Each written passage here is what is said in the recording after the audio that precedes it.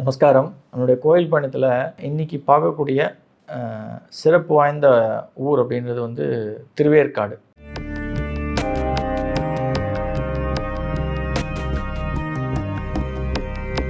ரகசிய உண்மை நேயர்கள் அனைவருக்கும் என்னுடைய அன்பான வணக்கங்கள், வாழ்த்துக்கள்.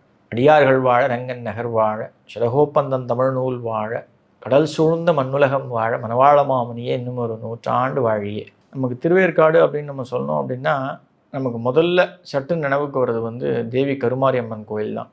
வாஸ்தவம், கரு மாறி வந்த அம்மன், அந்த அம்மாவுக்கு பேர் கருமாரியம்மன். அந்த கோயிலுக்கு மிக அருகாமையிலேயே தெற்கு புறமாக அமைந்திருக்கிற வேதபுரீஸ்வரர் கோயில். இந்த 2 கோயில் குறித்தும் இந்த வீடியோவில் நம்ம பார்க்கலாம். அவ்வளோ அற்புதங்களை உள்ளடக்கிய ஊர் வந்து திருவேற்காடு. திருவேற்காடு அப்படின்றது இன்றைக்கி பெயர் வந்து மருவி வேலங்காடாக இருந்த ஒரு இடம்தான் வந்து இன்றைக்கி திருவேற்காடுன்னு அழைக்கப்படுகிறது. முழுமையாகவே வேலங்காடாக இருந்தது. பாலாம்பிகை சமேத வேதபுரீஸ்வரர். இந்த கோயிலில் லிங்கம் வடிவத்தில் ஈஸ்வரர் வந்து நமக்கு காட்சி அளிக்கிறது இல்லை. ஒரு மனித ரூபத்தில் தான் அழகான ஈஸ்வரன் தம்பதியோட பார்வதியோட பலாம்பிகையாக காட்சி அளிப்பான். இந்த காட்சி வந்து ஒரு கண்கொள்ளா காட்சி. இந்த கோயிலில் தான் வந்து அகஸ்திய முனிவருக்கு வந்து 4 வேதங்களையும் உபதேசித்ததாக ஐதீகமும் உண்டு. இந்த கோயிலுடைய புஷ்கரணி ரொம்ப அற்புதமாக வடகிழக்கில் அமைக்கப்பட்டிருக்கும். இந்த கோயிலே ஒரு சிறப்பு வாய்ந்த அற்புதங்களை உள்ளடக்கிய ஒரு கோயில், வேதபுரீஸ்வரர் கோயில். என்ன அப்படின்னு நம்ம சொல்லணும் அப்படின்னா, வேதங்களை அனைத்தையுமே அகஸ்தியருக்கு நான் ஏற்கனவே சொன்ன மாதிரி இங்கே இருக்கின்ற ஈஸ்வரன் வேதபுரீஸ்வரர் அருளாசை வழங்கினார். இந்த கோயிலில் அதி விசேஷங்கள் அப்படின்னு நம்ம சொல்லும்போது, அம்பாளுடைய சன்னதி தெற்கு நோக்கி யூஸ்வலாக எல்லா கோயிலும் இருக்க மாதிரி காட்சி அளிப்பாள். பைரவர் சன்னதி மிக சிறப்பு வாய்ந்த ஒரு சன்னதி. அதே போல் நம்ம பிரதர்ஷனம் வரும்பொழுது உள்பிரகாரத்தில் இங்கே வந்து குரு பகவானுக்கு தனி சன்னதியும் எங்கு போலவும் உண்டு. இது வந்து மூவரால் பாடல் பெற்ற ஸ்தலம். ரொம்ப விசேஷமான ஒரு கோயில். இந்த கோயிலில் ஏற்கனவே சொன்ன மாதிரி கருவேலம் மரங்கள் காடாக வனமாக அமைந்த ஒரு ஊர். வேல மரம் தான் இங்கே வந்து தலவிருட்சமாகவும் காட்சி அளிக்கிறது. அவ்வளோ பழமை வாய்ந்த, பல அற்புதங்களையும் பல நோய்களை தீர்க்கக்கூடிய வல்லமை பெற்ற வேலமரம். இந்த கோயில் நீங்கள் மற்ற எந்த ஏனைய அந்த சென்னை மாநகரத்தில் இருக்கக்கூடிய கோயில்களை விட தனி சிறப்பு பெற்ற ஒரு கோயில். இது ஏன் அப்படின்னா, இது நீங்கள் அங்கே போய் அந்த ஈஸ்வரனை வந்து நீங்கள் தரிசித்து சேவித்து முடிச்சுட்டு அமர்ந்து வெளில வரும்போது தான் அதனுடைய அற்புதமே தெரியும். ஒரு மனநிறைவை திருப்தியாக பரிபூர்ணமாக ஈஸ்வரன் உங்களுக்கு அருளச் செய்வார் அப்படின்னா அது வேதபுரீஸ்வரர் தான். இந்த கோயிலில் ரொம்ப விசேஷமாக கொண்டாடப்படுது. பிரதோஷ நாட்களில் பிரம்மாண்டமான ஒரு வழிபாடு இங்கு உண்டு. திரியோதசி திதியில் பிரதோஷம் அப்படின்ற ஒரு விஷயம் மாலை ஒரு 4 மணிலிருந்து 6-7 மணி வரை உற்சவர் புறப்பாடு கூடி அன்னதானத்தோடு நிறைவடையக்கூடிய ஒரு விஷயம் இந்த வேதபுரீஸ்வரர் கோயில். இது நம்ம ஜஸ்ட் சொல்லிட்டு போகிறதோட நிறுத்துறதை விட ஒவ்வொருவரும் இது கேட்கிறவர் வேதபுரீஸ்வரர் கோயிலுக்கு அவசியம் போய் அங்கே சேவித்து ஈஸ்வரனுடைய அருள் பெற்று வாழ்வாங்க வாழ வேண்டும். அவ்வளோ அற்புதங்களை உள்ளடக்கிய ஒரு கோயில்.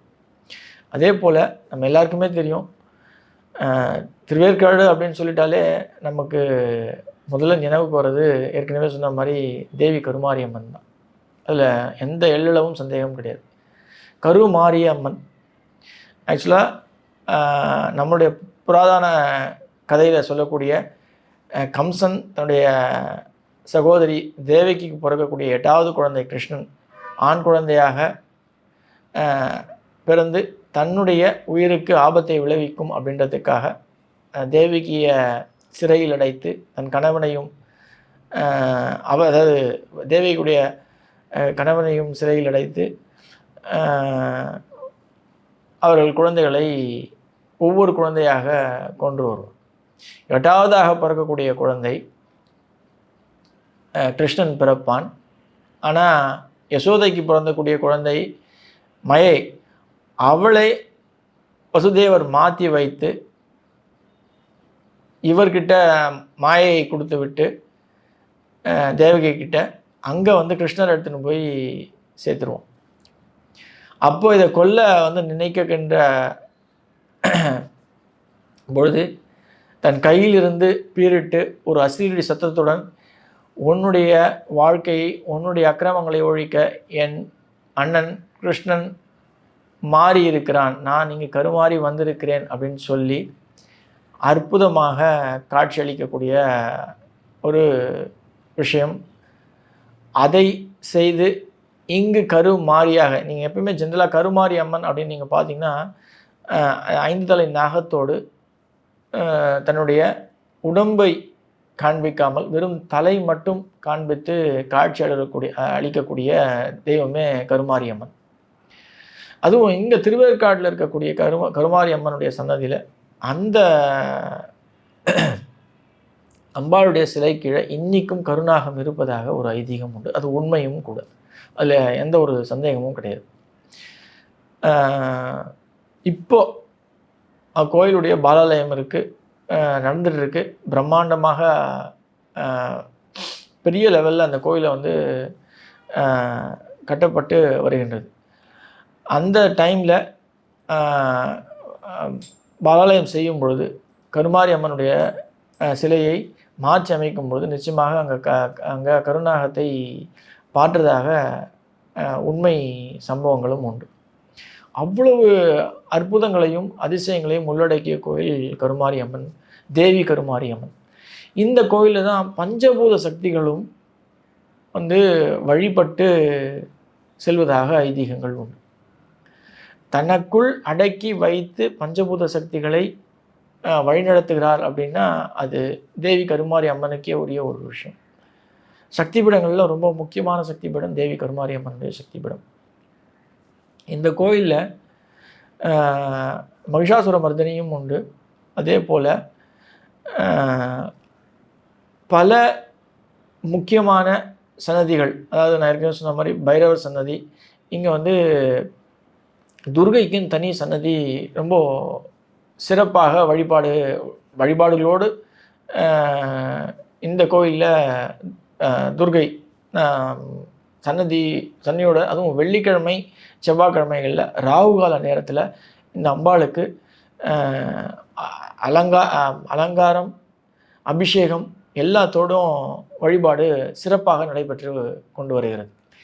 இந்த விஷயத்தை நான் தேவி கருமாரி அம்மன் சொன்னேன்னா இந்த கோயில் நடையே ஜெனரலாக சாத்தப்படாது. காலையில் 7:30 மணிலிருந்து மாலை நேரம் 7-8 மணி வரலும் இந்த நடை திறந்திருக்கும்.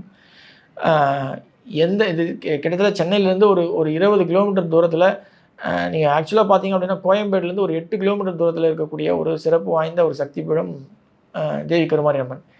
உங்களால் என்னைக்கு முடிஞ்சாலும் அவசியம் இந்த அம்பாளை போய் சேவிக்கிறது அப்படின்றது உங்களுக்கு ஒரு பெரிய பாக்கியமாகவும் வரப்பிரசாதமாகவும் அமையும். ஆனால் நான் ஏற்கனவே சொன்ன மாதிரி ஆடி மாதத்தில் வரக்கூடிய வெள்ளிக்கிழமைகளில் தேவி கருமாரி அம்மனை போய் நீங்கள் சேவிக்கிறீங்க அப்படின்னா, இப்போ ஜோதிடர்களால் சொல்லப்படுகின்ற இந்த ராகு கேது தோஷம், சர்ப்பதோஷம், கால சர்ப்பதோஷம், இந்த விஷயங்கள்லேருந்து பரிபூர்ணமாக விடுபட்டு நீங்கள் எதிர்பார்க்குற நல்ல விஷயங்கள் உங்களுக்கு நடந்தேற வேண்டும் என்றால் தேவி கருமாரி அம்மனை தரிசிக்கிறது ரொம்ப நல்லது. அவ்வளோ அற்புதங்களை உள்ளடக்கியவள் தேவி கருமாரி அம்மன். செவ்வாய் வெள்ளிக்கிழமைகளில் நீங்கள் சேவிக்கிறீங்க அப்படின்னா அற்புதங்கள் நிச்சயமாக உங்கள் வாழ்க்கையிலே நடந்தே தீரும். திருவேற்காடு அப்படின்றது நான் ஏற்கனவே சொன்ன மாதிரி ஒரு 20 கிலோமீட்டர் தூரத்துலேருந்து தான் அமைஞ்சிருக்கு. ஆனால் அது சுற்று வட்டாரத்தில் இருக்கக்கூடிய திருவள்ளூர் மாவட்டம் மற்றும் செங்கல்பட்டு மாவட்டம் இந்த ஊர் மக்கள்லாம், அது எஸ்பெஷலி திருவள்ளூர் மாவட்டத்தை சேர்ந்தது தான் வரும். இது ஆவடிக்கு அருகாமையில் இருக்கக்கூடியது திருவேற்காடு. அந்த ஊர் மக்களுக்கு இது ஒரு பெரிய வரப்பிரசாதம். நீங்கள் அம்பாளை தரிசிக்கணும் அப்படின்னா வெள்ளிக்கிழமையில், அதுவும் ஆடி மாதத்தில் போய் நீங்கள் சேவிக்கிறது அப்படின்றது மிகப்பெரிய ஒரு வரப்பிரசாதமாக அமையும். இந்த அம்பாளை போய் சேவித்து அந்த அம்மாளுடைய அருளை ஒவ்வொருவரும் பெற்று வாழ்வாங்க வாழணும் அப்படின்றத நான் ரொம்ப வேண்டி விரும்பி கேட்டுக்கொள்கிறேன். அவ்வாறாக செய்து வாழ்க்கையில் எல்லா ஏற்றங்களும் உமக்கு அமைய என்னுடைய அன்பான வாழ்த்துக்கள். நன்றி. ஆழ்வார் ஆச்சாரியன் எம்பெருமானார் ஜீயர் திருவடிகளே சரணம். ஆண்டாள் பிச்சொக்கலிங்கம் திருவடிகளே சரணம் சரணம் சரணம்.